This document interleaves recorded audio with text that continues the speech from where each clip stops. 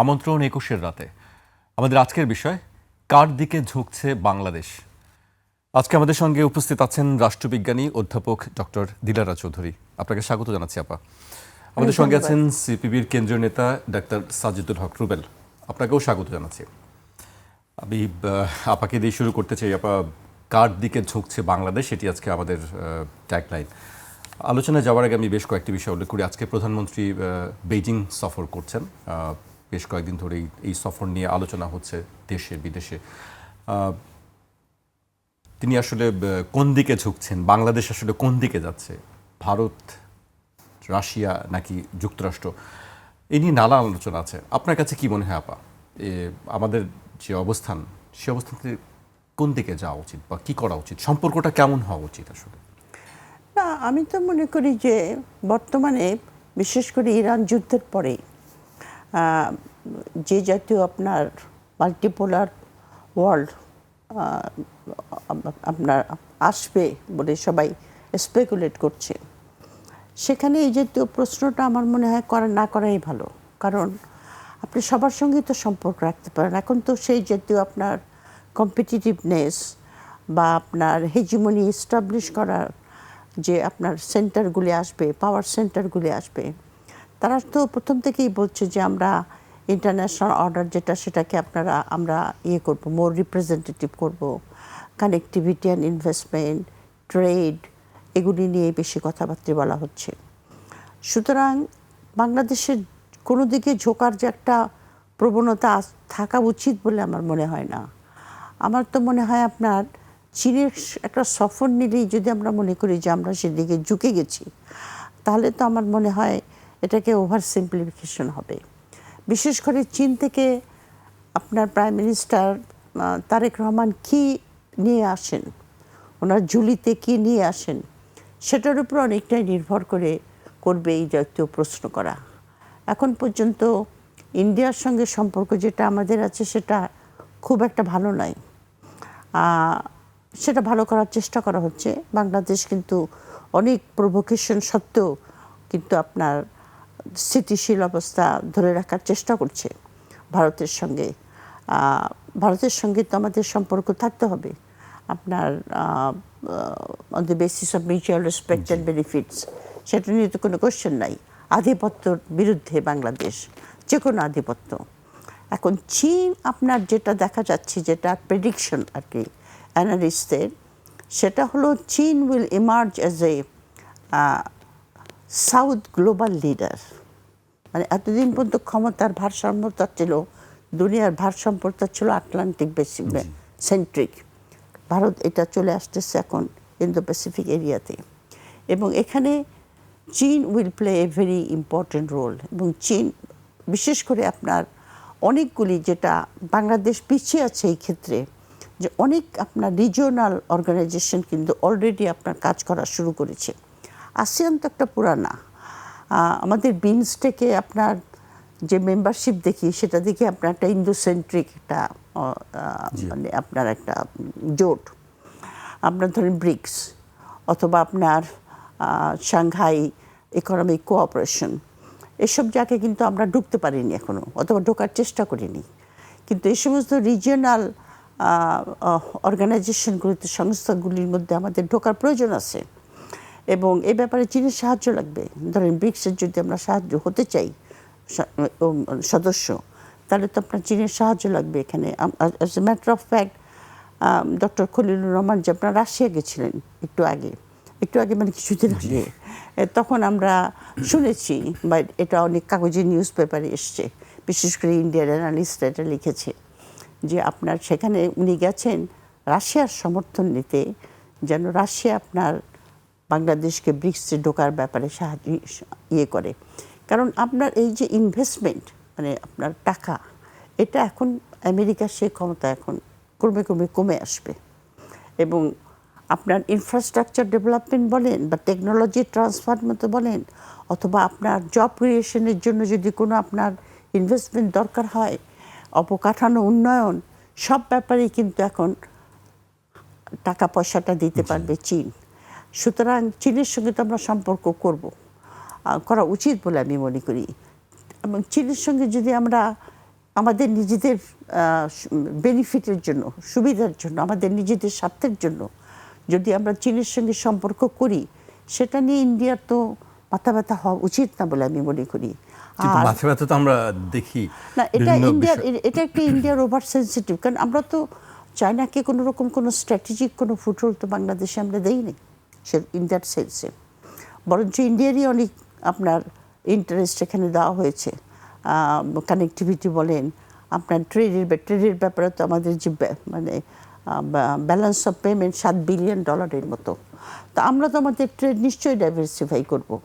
Diversify করার ব্যাপারে আমরা যদি চাইনিজ ইনভেস্টমেন্ট আনতে পারি, অথবা চাইনিজ যদি আপনার ইকোনমিক জোন এখানে এস্টাবলিশমেন্ট হয় এবং চাইনিজ বিজনেসম্যানরা যদি এখানে আপনার ব্যবসা করতে আসে, তারা সেই প্রোডাক্টগুলি সব পৃথিবীর সব দেশে গ্লোবাল সাপ্লাই চেনের মধ্যে কানেক্টেড হয়ে যেতে পারে, এমনকি আপনার চায়নাতেও আমরা এটা এক্সপোর্ট করতে পারি। সুতরাং আমাদের কিন্তু চীনের দিকে ঝুঁকে যাওয়ার প্রশ্ন নয়, চীনের সঙ্গে সম্পর্কটাকে আরও বেশি কাছাকাছি আনার প্রয়োজন আছে বলে আমি বিশ্বাস করি। এবং ইন্ডিয়াকে অবশ্যই আমরা এই মেসেজ ক্রমাগতই দিতে থাকবো যে তাদের কোনো স্ট্র্যাটেজিক ইন্টারেস্ট অথবা চায়নাকে কোনো আনডিউ স্ট্র্যাটেজিক ফুটহোল্ড আমরা বাংলাদেশে দিতে চাইব না। তবে আমাদের যেটা ইন্টারেস্ট থাকবে সেখানে সব ব্যাপারেই আমরা আপনার কোঅপারেশন করতে চাইব, চায়নার সঙ্গে, ইন্ডিয়ার সঙ্গেও ব্যালেন্স রাখতে হবে। কিন্তু এই যে চীনে গেলে পরে একটা রব উঠে গেছে যে আমরা চীনের দিকে ঝুঁকে পড়েছি, এই কথাটা কিন্তু ঠিক নয়। এই প্রশ্নটা আমার মনে হয় করা উচিত নয়। বাংলাদেশের একজন উচ্চপদস্থ বা বুদ্ধিজীবী একটা মহল আছেন যারা মনে করেন যে চীনের সঙ্গে সম্পর্ক, বাংলাদেশের সম্পর্ক গভীর হলে সেটি যুক্তরাষ্ট্রের যারা আছেন তাদের অসন্তুষ্টির একটি কারণ হতে পারে, বা ভারতের ক্ষেত্রে সেটি অনেকে মনে করেন। আপনার কাছে কি এটা মনে হয়? আমেরিকার ক্ষেত্রে অসন্তুষ্টির কারণ হবে বলে আমার মনে হয় না, সন্তুষ্টির কারণ হবে বলে মনে হয় না। কারণ এখন যখন আমাদের প্রাইম মিনিস্টার যখন এটা সফর করছেন চীনে, আমেরিকার তরফ থেকে সেই জাতীয় কোনো সিগন্যাল আসে নাই যে তারা আপনার এখানে তো তাদের অ্যাম্বাসেডার আছে, এরকম কোনো সিগন্যাল কিন্তু আমরা পাই নাই। আমি কোনো অ্যানালিস্টের লেখাও পড়ি নাই যে আমরা চীনের দিকে ঝুঁকে যাচ্ছি, সুতরাং আমরা খুব তোমাদের উপরে আমাদের ইন্টারেস্ট হচ্ছে। সেই যেহেতু সিগন্যাল কিন্তু এখন পর্যন্ত আমেরিকার কাছ থেকে আসেনি। একমাত্র সিগন্যাল আসতেছে আপনার ইন্ডিয়ার কাছ থেকে, যে আমরা চীনের আমাদের প্রাইম মিনিস্টার গেলে পরই আমরা সেদিকে ঝুঁকে পড়ছি। অথচ ইন্ডিয়া কিন্তু, অবশ্যই ইন্ডিয়া আমাদের চেয়ে তো অনেক বড় রাষ্ট্র, শক্তি অনেক বেশি। ইন্ডিয়া তো আপনার এই সমস্ত এই যে রিজিওনাল বডিগুলিতে ব্রিক্স থেকে শুরু করে, তারা তো কোয়াডেরও মেম্বার, আবার এদিকে ব্রিক্সেরও মেম্বার, আপনার সাংঘাই ইকোনমিক কোঅপারেশন সেখানেও মেম্বার। তাদের রাশিয়ার সঙ্গে সম্পর্ক আছে, তারা চীনের সঙ্গে একমাত্র তাদের বৈরী সম্পর্ক সেটা হলো তাদের টেরিটোরিয়াল ওই যে আপনার বর্ডার কনফ্লিক্টের জন্য। কিন্তু ইন্ডিয়া তো আপনার নিজের স্বার্থের জন্য যখন যার সঙ্গে দরকার হয়েছে তার সঙ্গে সম্পর্ক করেছে। চিরশত্রু পাকিস্তান একটা আছে, আর একটা আছে চীন, তাদের সঙ্গে আপনার বর্ডার কনফ্লিক্টের জন্য, এই জন্য চীনের সঙ্গে তাদের একটা বৈরীভাব। কিন্তু আমার যদি স্বাধীনতা, একটা যদি সার্বভৌম দেশ হয়, আমার স্বার্থের জন্য আমি যে পলিসি, সেটা ফরেন পলিসি হোক বা ইন্টারনাল কোনো আভ্যন্তরীণ কোনো সিদ্ধান্ত হোক, সেটা নেওয়ার স্বাধীন ক্ষমতা যদি আমার না থাকে, তাহলে তো আমি একটা সার্বভৌম দেশ না। লিগালি, আইনগতভাবে আমি সার্বভৌমত্ব, কিন্তু যখন আমার সিদ্ধান্ত আমার দেশের স্বার্থের জন্য আমি একটা সিদ্ধান্ত নেব, সেটার জন্য আমি অপরের দিকে তাকিয়ে থাকবো, সে চীন হোক আর যেই হোক, ভারত হোক অথবা আমেরিকা হোক, এবং তাদের কথায় আমরা অবশ্য বাংলাদেশের মতো লোকে অনেক ক্ষেত্রে আমরা অনেক ট্রিটি করি, সে তখন দেখা যায় হয়তো তাদের সুবিধা দেওয়ার জন্য কিছু করেছি, কিন্তু যদি বেনিফিটটা আমাদের বেশি আসে তখন দ্যাট কাইন্ড অফ কম্প্রোমাইজ অনেক সময় করা হয়, একটা রাষ্ট্র করে অনেক সময় দুর্বলতার পয়েন্ট অফ ভিউ থেকে। সুতরাং আপনি প্রাইম মিনিস্টার এখন ফিরে আসবেন যখন, আমরা এখন পর্যন্ত জানি না কি কোন এমইউ চুক্তি হবে, বা যেটা আমরা শুনছি যে উনি আমরা কিছু যুদ্ধ জাহাজ কিনবো চীন থেকে। তো বাংলাদেশের সমরাস্ত্র তো চীন থেকে আমরা আগেও কিনেছি, এটা তো নতুন কিছু নয়, আগেই কেনা হয়েছে। চীনের সঙ্গে আমাদের খালেদা জিয়া যখন গেছিলেন একবার, তখনও আপনার সামরিক আপনার সমরাস্ত্র ক্রয়ের ব্যাপারে কথাবার্তা হয়েছে। সুতরাং এটা নতুন কিছু নয়। কিন্তু আপনার প্রফেসর ইউনুস যখন গেছিলেন চীন ভিজিটে, আপনার এটা 2025 সাল 24 সালে, 24 সালে যখন উনি গেছিলেন, তখন উনি চীনের সঙ্গে যে জাতীয় নেগোসিয়েশন করেছিলেন, সেই সমস্ত নেগোসিয়েশনের যদি যেরকম উনি নেগোসিয়েশন করেছিলেন যে উনি চীনের কাছে সাহায্য চেয়েছিলেন যে আমরা একটা 50 বছরের একটা এগ্রিমেন্ট করব, যেটাতে চীন আমাদের পানি সম্পদ বা নদীর পানির একটা ম্যানেজমেন্ট, এটার ব্যাপারে একটা 50 বছরের চুক্তি করব, যেটা বাংলাদেশের জন্য খুবই উপকারী। বাংলাদেশের আপনার নদী ব্যবস্থা আমরা সেরকমভাবে তো ম্যানেজ করতে পারছি না। তো আর একটা উনি বলেছিলেন যে চীন ইন্টারেস্ট দেখিয়েছিল যে তারা আপনার মংলা পোর্টকে মডার্নাইজ করবেন এবং আপনার তার জন্য কিছু লোনও তারা দিতে চেয়েছিল। এছাড়া আপনার তারা লালমনিরহাটে একটা এয়ারফিল্ড তৈরি করার ইন্টারেস্ট দেখিয়েছিল। সবচেয়ে বড় কথা, তারা ইন্টারেস্ট দেখিয়েছিল তিস্তা ব্যারাজের উপরে। তারা ইন্টারেস্ট দেখিয়েছিল আপনার টেকনোলজি ট্রান্সফারের জন্য 100 মিলিয়নের মতো দিয়েছিল। এছাড়া আপনার চাইনিজ বিজনেসম্যানরা ওনার ভিজিটের সময়, এখন আমি জানি না এটার প্রোগ্রেস কত দূর হয়েছে, যে চাইনিজ বিজনেসম্যানরা ইনভেস্ট করতে চেয়েছিল অ্যাবাউট $2 বিলিয়ন এখানে। তো সুতরাং ওটা ছিটে ফোটা যদি আমরা দেখি যে প্রফেসর আমাদের প্রাইম মিনিস্টার তার এগ্রিমেন্টের ভিতরে নিয়ে এসেন, বাংলাদেশের জন্য এটা অনেক বেনিফিশিয়াল হবে। আর এর জন্য ইন্ডিয়ার তো উদ্বেগ হওয়ার কিছু নাই, কারণ আমার রাষ্ট্রে যেটা আমার ইন্টারেস্ট হবে সেটা তো আমি করবই। আদারওয়াইজ আমি তো নিজেকে স্বাধীন রাষ্ট্র বলে চিন্তা করাটাই অমূলক হবে। জি আপা, আপনার কাছে আমি আবারও আসবো। আপনার বক্তব্য শুনছিলাম আমরা। আমি রুবেল ভাইয়ের কাছে আসতেছি। রুবেল ভাই, আপনার কাছে কি মনে হচ্ছে যে বাংলাদেশ আসলে তার কূটনীতি বা পররাষ্ট্রনীতি সেটি কীভাবে আসলে সামনের দিকে এগিয়ে নেবে? বিশেষ করে যদি যখন বলা হচ্ছে বাংলাদেশ ফার্স্ট, বাংলাদেশ নীতি প্রথম, সেক্ষেত্রে অনেকগুলো বা আন্তর্জাতিক শক্তি বা পরশক্তি যেটি বলি সেটি বাংলাদেশকে মাথায় রাখতে হয় সবসময়। ধন্যবাদ জাকির ভাই, এবং একই সাথে দিলারা আপা এবং 21 টিভির সকল দর্শক এবং কলাকৌশলী সকলকে শুভেচ্ছা। এখানে যে বিষয়টি, প্রধানমন্ত্রীর বেইজিং সফর, তার আগে মালয়েশিয়া সফর, এরপরে আরও দেশ সফর করবেন, এখানে শেষ না, এখানে ফুল স্টপ হবে না আর কি, ঠিক আছে। এবং যেহেতু ফুল স্টপ হবে না, ফলে আপনি আপাতত পেন্ডুলাম কোন দিকে যাচ্ছে এটাকে ধরেই আপনি মনে করলেন যে হ্যাঁ এইদিকে চলে গেছি আমি, ব্যাপারটা তা না। আর একটা বড় বিষয় মাথায় রাখতে হবে যে এখানে কূটনীতি রাজনীতির সাথে তার চেয়ে বড় একটা বাণিজ্যিক ব্যাপার রয়েছে, ঠিক আছে।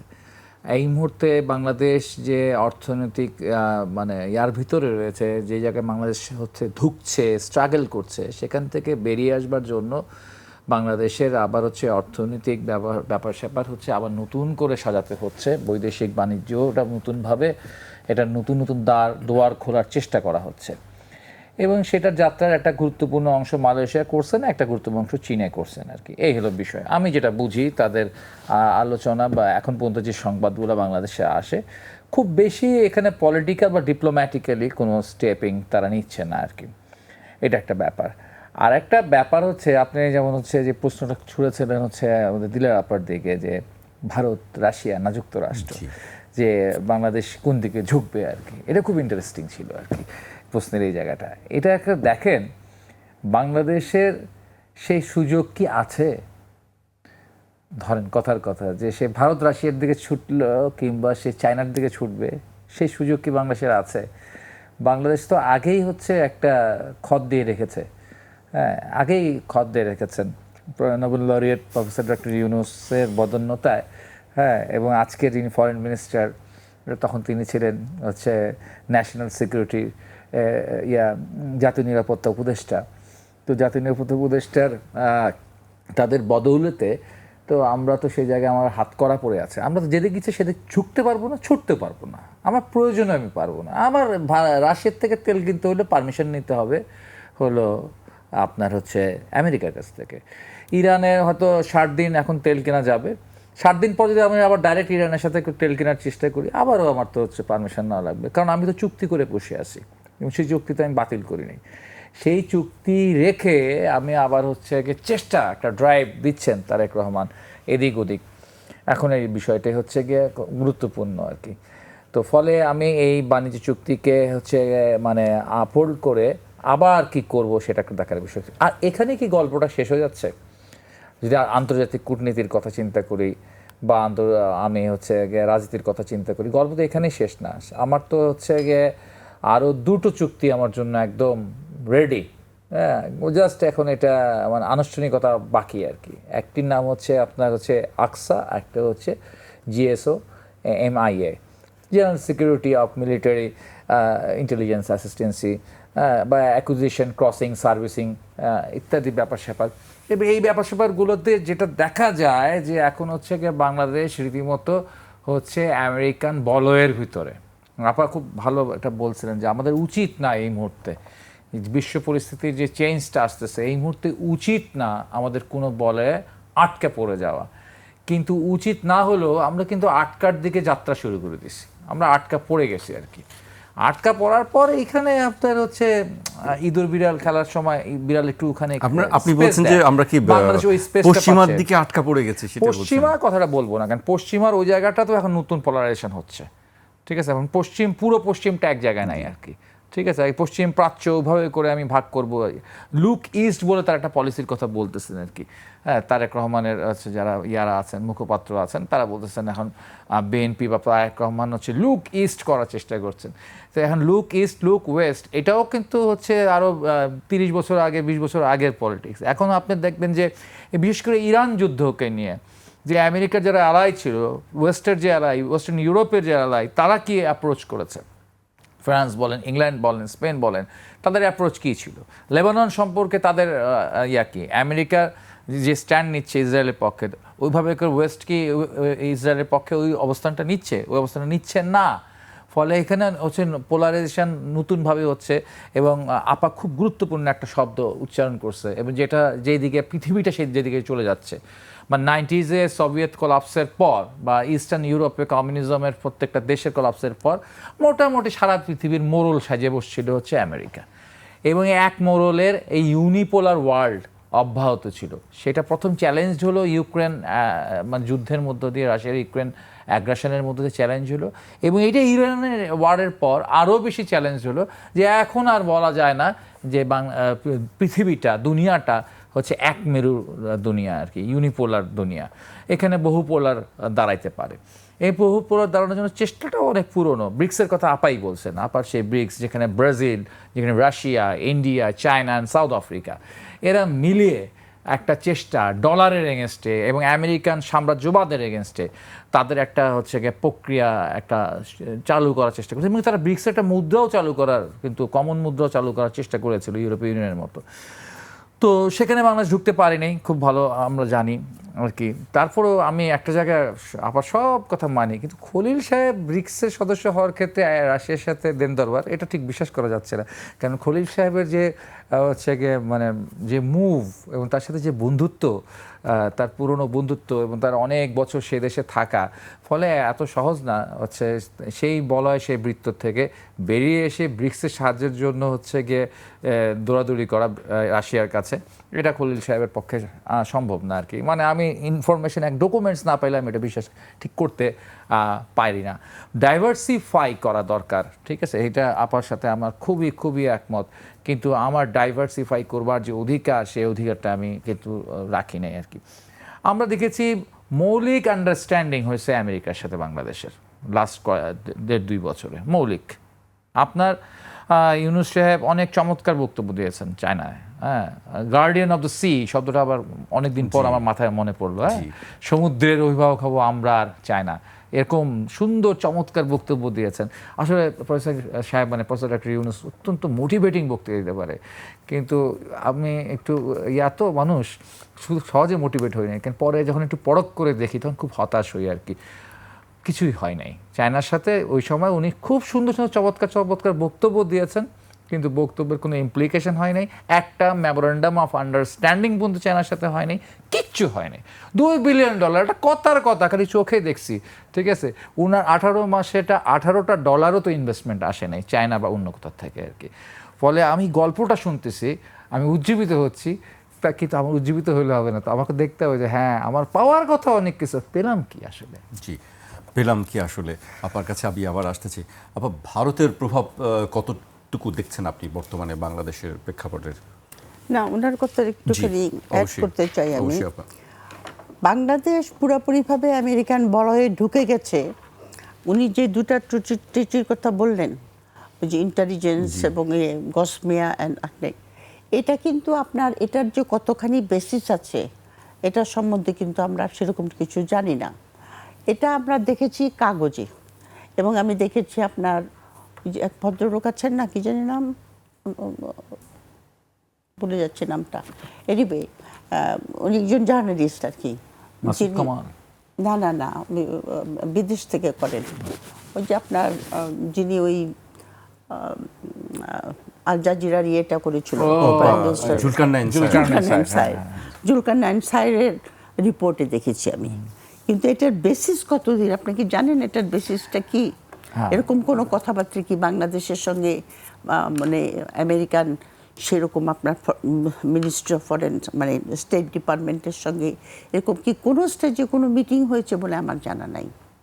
কিন্তু এটা আমার কাছে মনে হয় যেন এরকমভাবেও খবর দিচ্ছে জুলকারনাইন সাহেব যে Chittagong port is open for American warships, ছবি টবি দিয়ে। জি, আমরা দেখেছি। দেখছেন তো। কিন্তু এরকম কোনো মিটিং যে হয়েছে, এরকম যে একটা কোনো ইনফর্মাল কথা হয়েছে, এরকম আমি কোনো ইন্টারন্যাশনাল প্রেসও দেখি নাই, মানে আমেরিকান প্রেসও দেখিনি, ইন্ডিয়ান প্রেসও দেখি নাই, যে সমস্ত অ্যানালিস্টরা করে। সুতরাং এটা কতদূর সত্য আমি জানি না। আর আপনার এটা যে আপনার আমেরিকান একেবারে পকেটে ঢুকে গেছে বাংলাদেশ, এটাও আমার একটু বিশ্বাস করতে অসুবিধা হয়।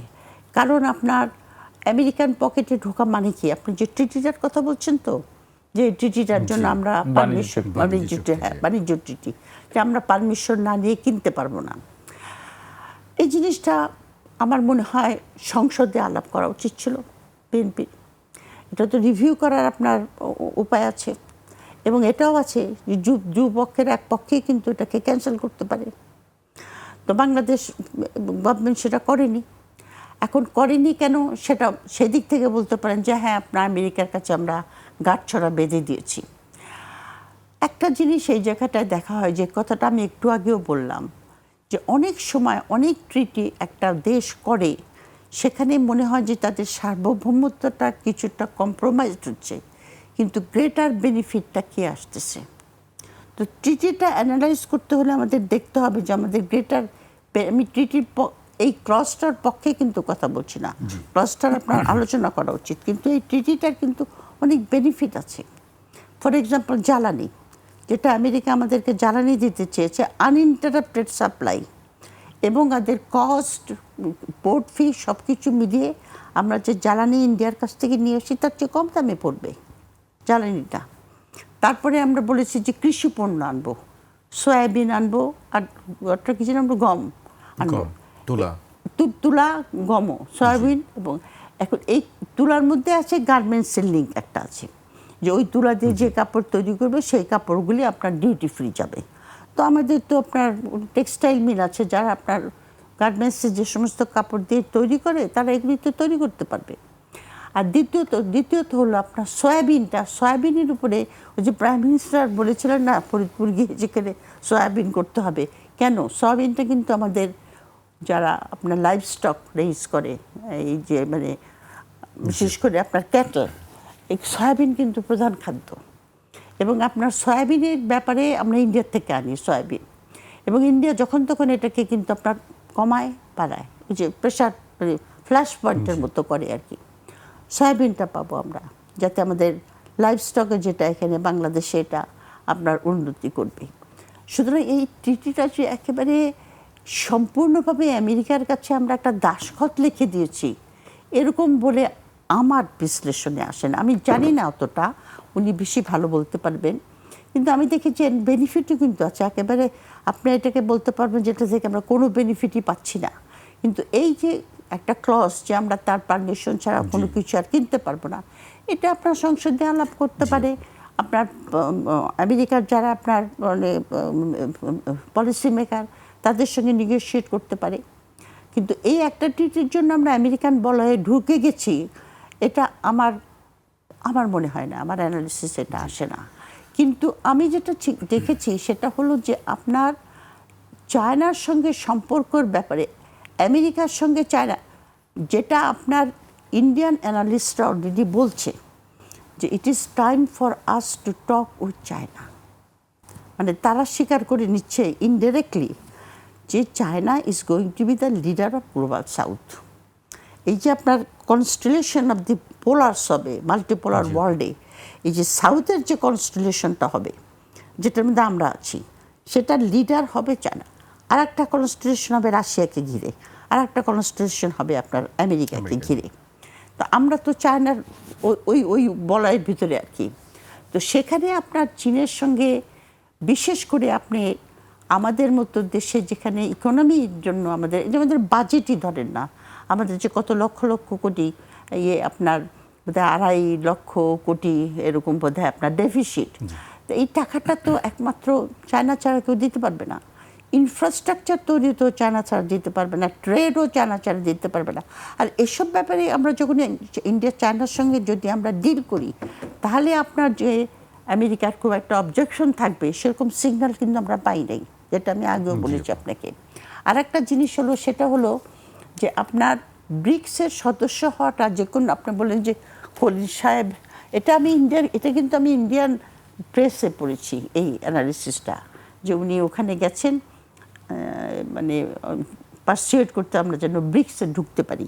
কারণ ব্রিক্সে দেখেন, ব্রিক্সের যে তাদের যে নিউ ডেভেলপমেন্ট ব্যাংক যেটা হয়েছে, এটা কিন্তু তারা মেম্বার কান্ট্রিদেরকে কিন্তু আপনার বিভিন্ন ব্যাপারে তারা এখানে তাদের টাকা লোন দেয় এবং আপনার ইনভেস্টমেন্ট করে। যেরকম ইন্দোনেশিয়া এই যারা ওইটার সদস্য, তারা কিন্তু ওই ব্যাংক থেকে এখন নিয়ে নেওয়া শুরু করছে। আর দেখেন পেট্রো ডলার, যেটার দ্বারা আমেরিকা তার সাম্রাজ্যবাদ 73 থেকে শুরু হয়েছিল।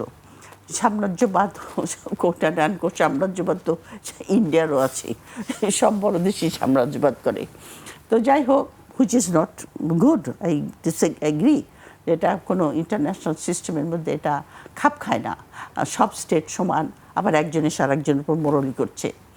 তো এখন আপনার যে জিনিসটা এসেছে সেটা হলো যে আপনার এই যে পেট্রো ডলারের ডমিনেন্সটা কমাতে চাচ্ছে ব্রিক্সের যারা সদস্য, যার মধ্যে কিন্তু ইন্ডিয়াও আছে। দেখেন ইন্ডিয়া কিন্তু সবখানে আছে। এই যে আমাদের আপনার অর্গানাইজেশনগুলির মধ্যে যে আপনি মেম্বারশিপ করবেন, এটা কিন্তু আপনার একটা রিজিওনালি একটা ডিপ্লোমেসির জন্য আপনার একটা বড় আপনার লিভারেজ থাকে, যে আমি ডিপ্লোম্যাটিক্যালি আমি তখন অনেক বেশি স্ট্রং হই, কারণ আমি যে গ্রুপের সঙ্গে আছি তারা আমাকে সাপোর্ট দেবে।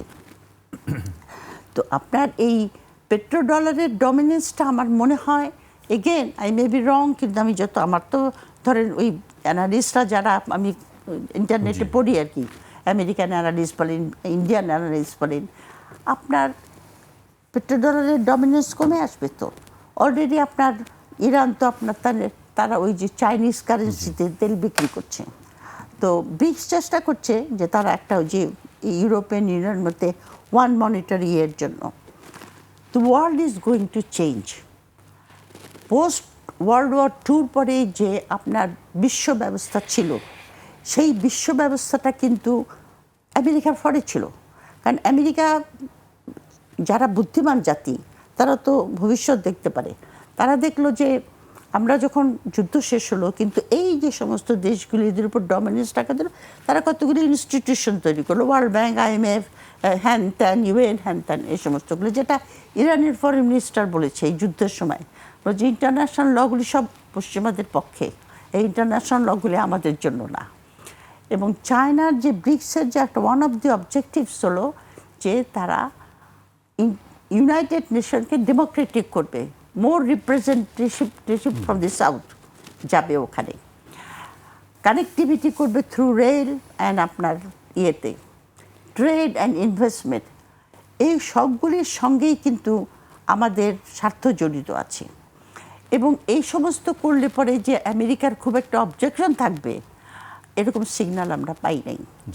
সুতরাং চীন থেকে আমরা আশা করব যে প্রাইম মিনিস্টার চীনের সঙ্গে অনেক বেশি গভীর সম্পর্কর ফাউন্ডেশনটা অন্তত দিবেন। আর এতে ইন্ডিয়ার এত ওয়ারিড হওয়ার কিছু নাই, কারণ ইন্ডিয়া তো আপনার নিজেরাই ব্রিক্সে আছে, জি আপা। সবখানেই আছে, তারা ডিল করছে, তারা বড় পাওয়ার। তো আমরা ছোট পাওয়ার ঠিক আছে, কিন্তু আমাদেরও তো বাঁচার অধিকার আছে স্বাধীনভাবে। জি অবশ্যই আপা, আমাকে বিরতিতে যেতে হচ্ছে। বিরতির পর আমি আবার আসবো ভারতের প্রভাব কতটা আছে এখনো বাংলাদেশের রাজনীতিতে বা কূটনীতিতে, সে বিষয় নিয়ে আলোচনা করতে চাই। একটা বিরতি নিচ্ছি, ফিরছি এখনই।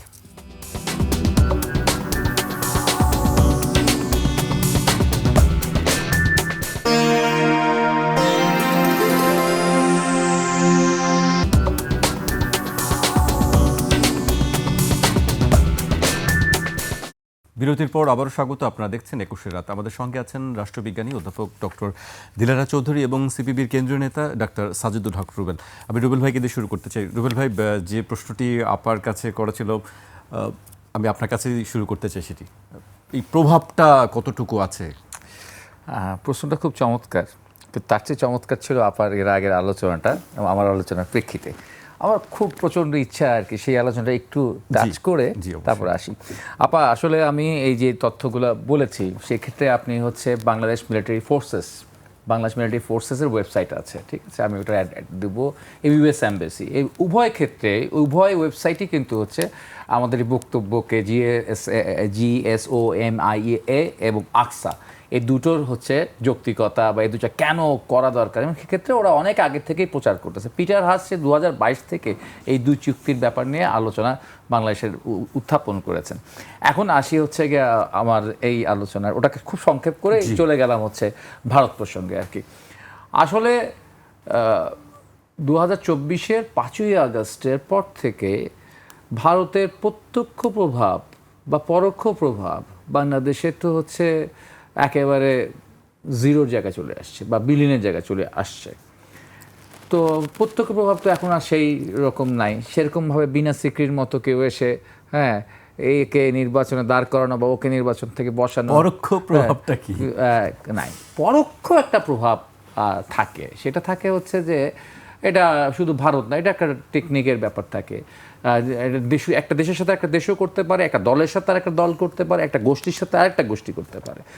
সেটা হচ্ছে আমি উস্কানি দিয়ে আমি সেই জায়গায় আপনাকে নিয়ে যাব যে জায়গায় আপনাকে আমি ফেলতে চাই আর কি, ঠিক আছে। আমি যে জায়গায় আপনাকে ফেলতে চাই এবং আপনি আমার উস্কানিতে যদি পা দিয়ে দেন তাহলে মোটামুটি আমি আপনাকে নিয়ন্ত্রণ করতে পারবো। তো এই ধরনের চেষ্টাটা, চরিত্রটা ভারতের মিডিয়ার মাধ্যমে হোক, নানা মাধ্যমে হোক, তারা করার চেষ্টা করছে আর কি। খুব সম্প্রতি হচ্ছে আমি দেখলাম যে রংপুরকে নিয়ে একটা বাংলাদেশের জনমনে একটা আতঙ্কের জায়গা সৃষ্টি করা হচ্ছে। এর আগে লালমনিরহাটকে নিয়ে এর আগে আমরা খুব চিকেন নেক শব্দটা ব্যবহার করতাম, অনেকে বক্তব্য দিছে, বিপ্লবী বক্তৃতাও দিছে। এখন আবার দেখা যায় একটা আতঙ্কের জায়গা এলিফ্যান্ট নেক। বললাম এলিফ্যান্ট নেক আবার কি জিনিস? চিকেন নেক নাকি এলিফ্যান্ট নেক হয়ে যাবে। তো এলিফ্যান্ট নেক কেমনে হবে? তো এলিফ্যান্ট নেক হতে গেলে রংপুর নিয়ে চলে যাবে। এক ধরনের হচ্ছে গুজব, গসিপ, নানান বিষয় থাকে আর কি। এবং এটা থাকতে থাকতে থাকতে আবার হচ্ছে গিয়ে দেখলাম যে কোথায় রংপুরের গাইবান্ধা, গোবিন্দপুর বা কোনো একটা পলাশবাড়িতে কোথাও একটা মন্দির, সেই মন্দিরটাকে নিয়েও একটা বড় ধরনের আলোচনা। মূর্তি এবং সেখানে একটা রাম মূর্তি, এবং সেটাকে নিয়ে দেখলাম ভারতের যে সোশ্যাল মিডিয়া রয়েছেন যারা বিশেষ করে বিজেপির পক্ষে করেন, RSS এর পক্ষে, তারা ওটা নিয়ে খুব সরব আর কি, ঠিক আছে। তারা এটা খুব সরব। বাংলাদেশে হচ্ছে 2-1 প্রথমে এটা নিয়ে একটু উস্কানি দিয়েছিলেন আর কি, দেশের বাইরের থেকে। বাংলাদেশের যারা পক্ষে সেগুলো দেশের বাইরের থেকে করে আর কি, দেশের বাইরে থেকে তারা প্রসঙ্গটা তুলে দিল। আমি দেখলাম কি এটা খুব টেবিল টেনিস খেলার মতো আর কি। প্রথমে বলটা তুলে দিলেন, ঠিক আছে, দেশে ফ্রান্স থেকে একজন বলটা তুলে দিলেন, একটা অপ্রাসঙ্গিক ব্যাপারটা খাট করে তুলে দিলেন। তুলে দেওয়ার পর এইটা আবার কোনো ব্যাপার নাকি, পরে ওটার উত্তর দিয়ে ভারত আরো ভালোভাবে দিলেন। এইবার হলো খেলা শুরু হয়ে গেল, ঠিক আছে। এটা নিয়ে দেখা গেল যে আমাদের মৌলিক অনেক ব্যাপারের থেকে বিষয় করে একটা সাম্প্রদায়িক উস্কানির জায়গায় চলে আসছে, এবং এই উস্কানিটা যে কোনো সময় একটা ঘটনা ঘটতে পারে। আর এমনিই তো ধরেন হচ্ছে যে এই পরোক্ষভাবে সে চেষ্টা করছে, পুশিং করার চেষ্টা করছে, পরোক্ষে নানা ধরনের বক্তব্য দেওয়ার চেষ্টা করতেছে। সীমান্ত হত্যাটা তো বন্ধ হয়নি, ফলে তার তো এক ধরনের নেতিবাচক প্রভাব বাংলাদেশে রয়েই গেছে। এখন বাংলাদেশের যেটা প্রয়োজন ঠিক এই মুহূর্তে, বাংলাদেশের নির্বাচন উত্তরকালে তার এই যে প্রায় চারদিকে ঘিরে থাকা, ঠিক আছে, এই যে একটা বড় প্রতিবেশী, সেই প্রতিবেশীর সাথে তার এমন একটা ডিপ্লোম্যাটিক জায়গা, তাকে স্থির জায়গায় আসতে হবে। সেই জায়গায় এসে সে হচ্ছে তার যেমন হচ্ছে শান্তি, তার যেমন নিরাপত্তা রক্ষা করবে বাংলাদেশ, একই সাথে হচ্ছে তার সাথে আমরা বাণিজ্যের কতগুলো ব্যাপার আছে, ঠিক আছে, বাণিজ্যের কতগুলো ঘটনা আমার আছে। দেখবেন যে আমরা আমাদের পানি আপনার পানিটা নিয়ে একটু পরে দেখবেন যে যতগুলো মানে বিতর্কিত, সবচেয়ে বিতর্কিত যে সিদ্ধান্তগুলো শেখ হাসিনা নিয়েছিলেন, হ্যাঁ, চুক্তিগুলো যে করছিলেন, MOU করছিলেন, তার মধ্যে একটা গুরুত্বপূর্ণ আছে হলো রামপালে বিদ্যুৎ কেন্দ্র। হ্যাঁ, এটা NTCP করছিলেন ভারতের। সেটা কিন্তু ওই যে আমরা অনেক ভারত বিরোধী বক্তৃতা শুনছি আর কি, একদম ফাটায় ফালায় আর কি। ফেসবুকে মধ্যরাতে বলে যে গ্রেটার বাংলাদেশ তৈরি করবে ইত্যাদি ইত্যাদি বিষয়। তখন আমি বলছি যে এটা তো ওই ইয়ার থেকে শেখা, BJP RSS থেকে শেখা। ওরা গ্রেটার ইন্ডিয়া তৈরি করবে, এরা গ্রেটার বাংলাদেশ তৈরি করবে। আবার ওদিকে নেতানিয়াহুরা গ্রেটার ইসরায়েল তৈরি করবে আর কি। তো ওইসব অনেক বক্তব্য হয়েছে ফেসবুকে এবং রাজপথে, কিন্তু বাস্তবে রামপাল বিদ্যুৎ কেন্দ্র বা আদানির সাথে ওই যে বিদ্যুৎ চুক্তি, এত টাকা বেশি দিয়ে বাংলাদেশ পক্ষ লস করে, ঠিক আছে, বাংলাদেশের স্বার্থ একদম জলাঞ্জলি দিয়ে ওই যে বিদ্যুতের চুক্তি যেটা, সেটা তো হচ্ছে গিয়ে সে জায়গায় রয়ে গেছে আর কি। সেটার কোনো চেঞ্জ হয় নাই, সেটা কোনো অল্টার হয় নাই, সেটার কোনো রিভিউ হয় নাই, কিচ্ছু হয় নাই, ঠিক আছে। তো এরকম অনেকগুলো জায়গা আছে যেখানে আমার মেরুদণ্ড শক্ত করে আমাকে বিষয়গুলো চোখে চোখ রেখে ভারতের সাথে ডিল করতে হবে। ঝগড়া করা না, যুদ্ধ করা না, ঠিক আছে। আমাকে হচ্ছে একটা উইন উইন পলিসি নিয়ে একটা আমার একটা মানে নতজানু নয়, একটা হচ্ছে আত্মমর্যাদাপূর্ণ একটা কূটনীতিক অবস্থান তৈরি করতে হবে। তো সেটা করার ক্ষেত্রে ভারত চেষ্টা করবে আপনাকে প্রভোকেশন দিয়ে অন্য জায়গায় নিয়ে যাওয়া। দেখা গেল আপনি বক্তৃতা দিয়ে দেবেন, পল্টন ময়দানে গিয়ে বক্তৃতা দিচ্ছেন, বা প্রেস ক্লাবের সামনে আপনি ভারত বিরুদ্ধে একটা বক্তৃতা দিচ্ছেন, দিয়ে খুব আছে হ্যাঁ অনেক দেশপ্রেমিক একটা কাজ করে বসছি, কিন্তু আসলে দেশের তো কিছু হলো না, হচ্ছে না। রুবেল ভাই, আমি আপনার কাছে আসবো, আমি আপনার কাছে আসতে চাই। ভারতের প্রভাব নিয়ে আপনার কাছে প্রশ্ন ছিল, কতটুকু সেটি আছে এখনো? ভারতের প্রভাব উনি যেটা বললেন সেটা আমি বলবো যে মানে tip of the iceberg. Bharat আপনার স্বাধীনতার পর থেকে আমাদের যে জিনিসটা খুব সাকসেসফুলি করেছে, যে আজকের দুনিয়ায় কিন্তু আপনার আজকের পৃথিবীতে আপনার ওই ভূমি দখল করা কেউ করে না। ভূমি দখল না করেও সেই দেশটার আপনার ইনস্টিটিউশনগুলিকে দখল করে।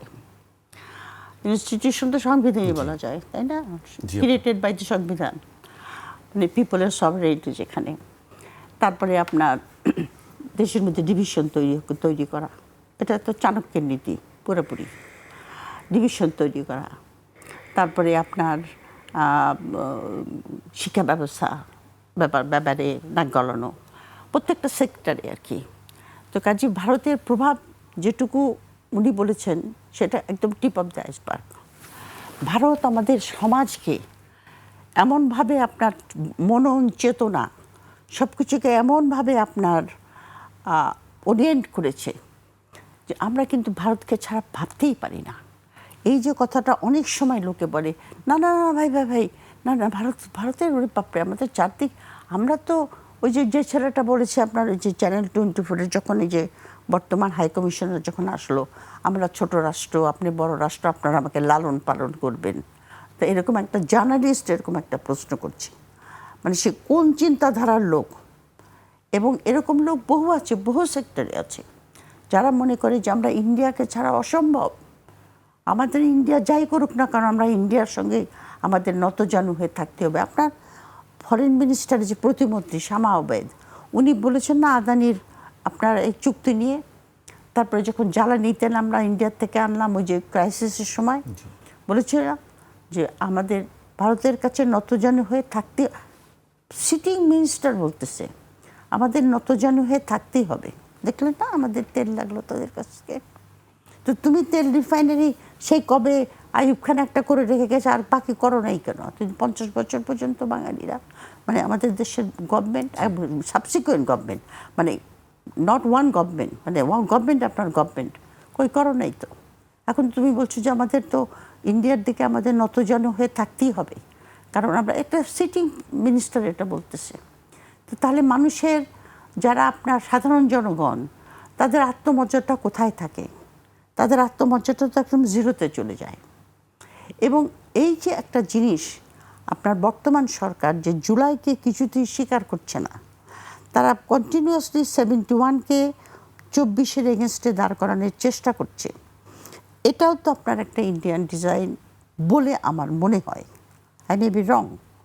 কারণ আপনি যদি সংবিধানের সেই সংস্কারগুলি নিয়ে আসেন, চেকস অ্যান্ড ব্যালেন্স সংবিধানে যদি নিয়ে আসেন, তাহলে এখানে একটা জনগণের গভর্নমেন্ট প্রতিষ্ঠিত হয়। কারণ চেকস অ্যান্ড ব্যালেন্স থাকা যে সংবিধান হাসিনাকে তৈরি করেছে, সেই সংবিধানটাই রাখার প্রচেষ্টা করছে এই বিএনপি সরকার।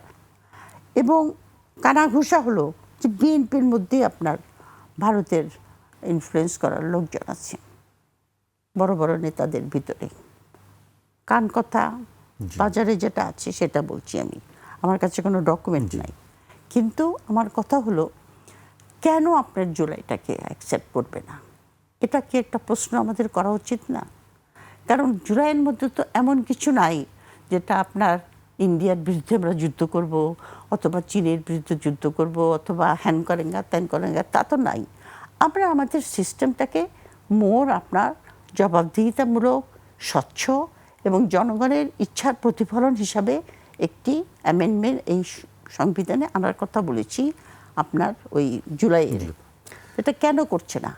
কারণ যেই মুহূর্তে আপনি একটা দেশের সঙ্গে তখনই আপনার চোখে চোখ রেখে কথা বলতে পারবেন, দুইটা জিনিস লাগে। একটা হলো আপনার জনগণের একটা সরকার, যে আমাদের মধ্যে নিশ্চয়ই রাজনীতি মতের অমিল থাকবে, কিন্তু ভাইটার যেটা ন্যাশনাল কোর ইস্যু, সেখানে আমরা এক, এরকম একটা সরকার দরকার হয়। আর দ্বিতীয় দরকার হয় একটা শক্তিশালী প্রতিরক্ষা বাহিনী।